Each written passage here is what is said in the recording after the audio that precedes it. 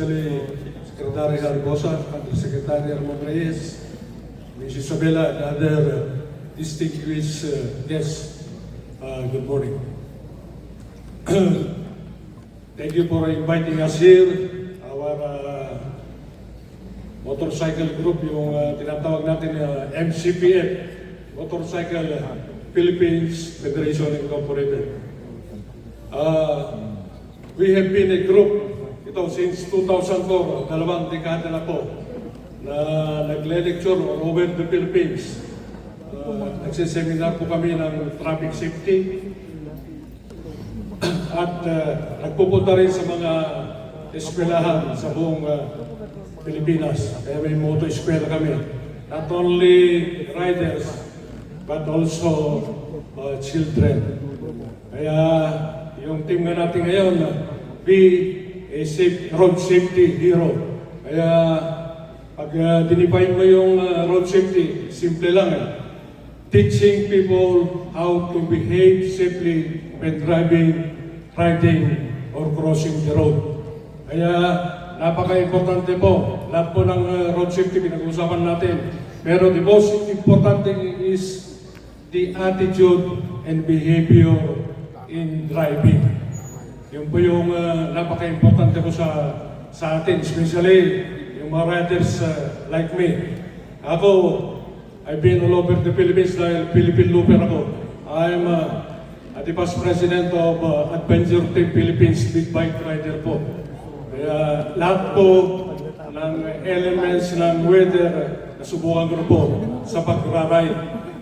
Kaya nandun po lahat ng mga klase ng mga rider. Meron po yung mga kamote rider. We coin that word, kamote. For you, kung hindi ninyo na iintindihan po yung kamote, kamoteng baging po yun. Kaya tumutubo kung saan-saan sumusuot, kaya we call them kamote riders. And also sa Marilaki naman po, pag nakikita ninyo sa mga TikTok, di ba? Nakikita ninyo,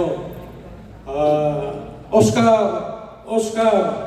Ito, importante po yung DOH dito eh. Ano po ang ibig sabihin ng Oscar? Sa inyo pong mga riders, diba, pag liko po doon sa Marilaki, makikita ninyo yung sharp curve. Oscar, pero hindi po Oscar para sa Warjon. Ang ibig po sabihin nun, hospital o karo.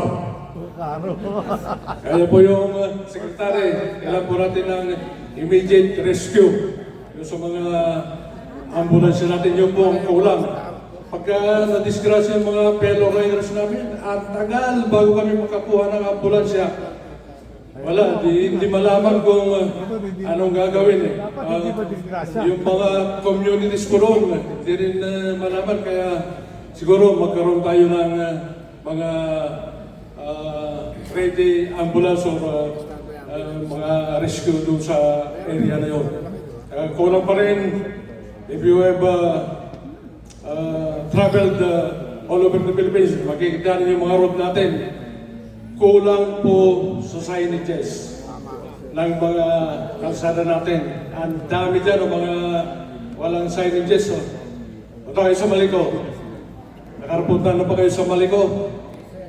Ayun, kulang pa ho yung mga daming twisties doon yun sa Maliko.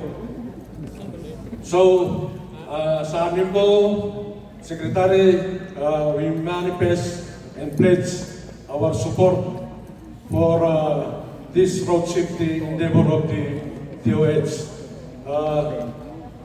Make safety a reality. Don't be a fatality. The key to safety is in your hands. Salamat po. Maraming salamat, Engineer Joel Donato. Narito rin upang magpahayag ng kanyang suporta ang representative from Transportation Network Vehicle Services, Mr. Jerry